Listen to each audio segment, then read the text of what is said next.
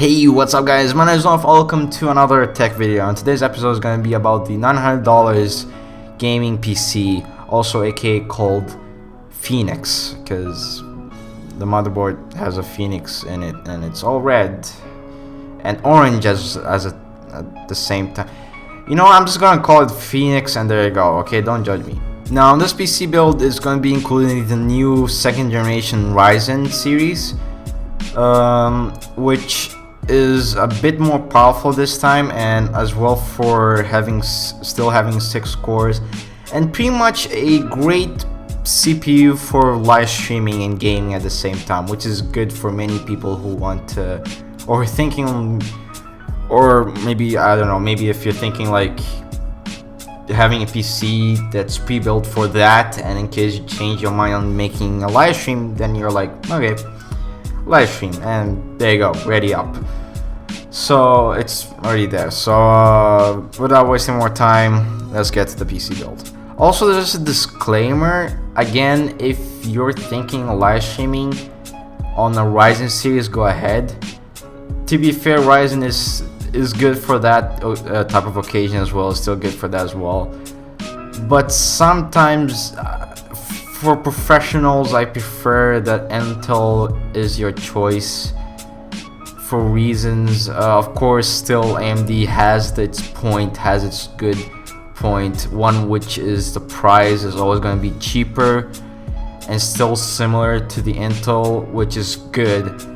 But for reasons, I think Intel might be also a good option for more professional occasions or more professional meaning.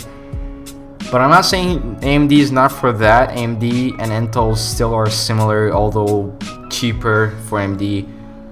But again, it's just your choice. Preferably for me especially, I think I would go with Intel. Unless I'm not in that type of budget, then I might go to AMD. But still always going to be an Intel person. But I'm always in the both sides, not against one or other. So yeah, I'm not against none of them. Both are good CPUs and always gonna be still both of the choices will be my choices. I would still prefer Intel than AMD, but still it's your choice rather going AMD or Intel. So yeah, going back to the video. Starting off is with the CPU, and the CPU of choice is going to be the AMD Ryzen 5 2600X. It already comes with its cooler, which is the Wraith Spire cooler. It also comes with 6 core and 12 threads, and it is unlocked, so it's possible for overclocking, but still recommending a better CPU cooler. Which, by the way, the CPU cooler is still good, but for overclocking, you might prefer to get a better one. But still, you can keep with this one if you want. And the max boost of it is 4.2 GHz, which is great, but enough said, for $210 is still really good. Now for the motherboard is going to be the GIGABYTE X470RS Ultra Gaming. It does support the 2nd generation of the AMD Ryzen series, and as well for the APU ones and the 1st generation and all of those.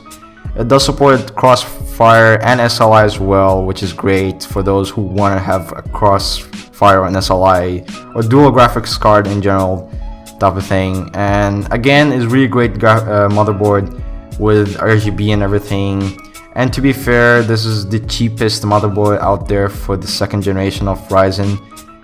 And for $140, it's really expensive, but it's the best one and the cheapest one. Believe me or not, the other ones are much expensive. And to be fair, this one has everything you need. It does also have 4 slots of RAM and a slot for the M.2's SSDs and pretty much everything you need. Now the GPU is going to be the GIGABYTE GeForce GTX 1060 Generation 1.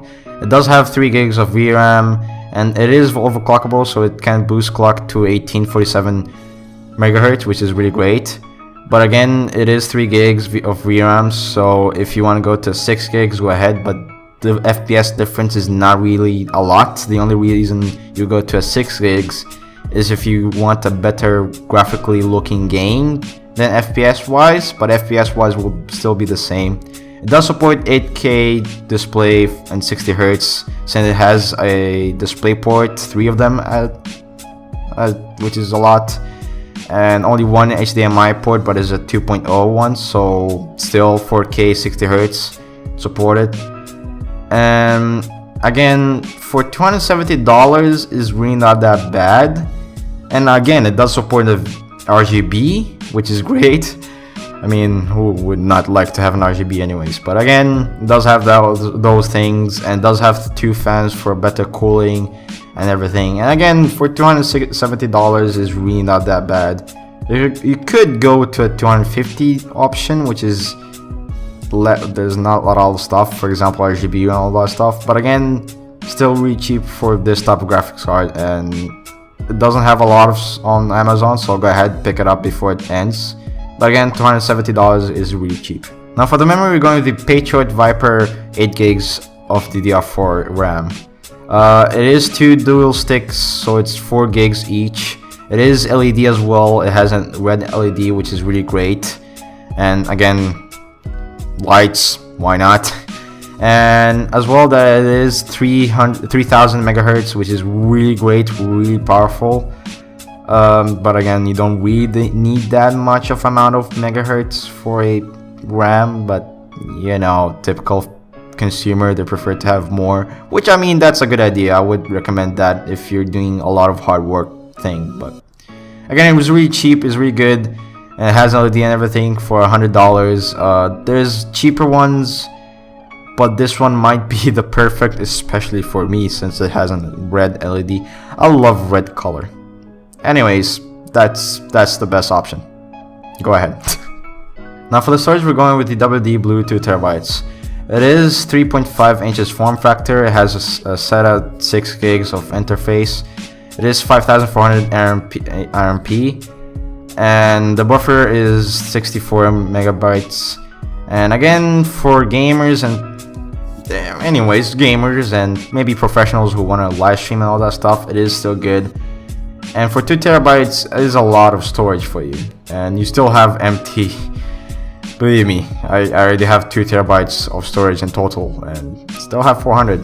So again, recommended. Now for the power supply, we're going with the EVGA 650 watts bronze.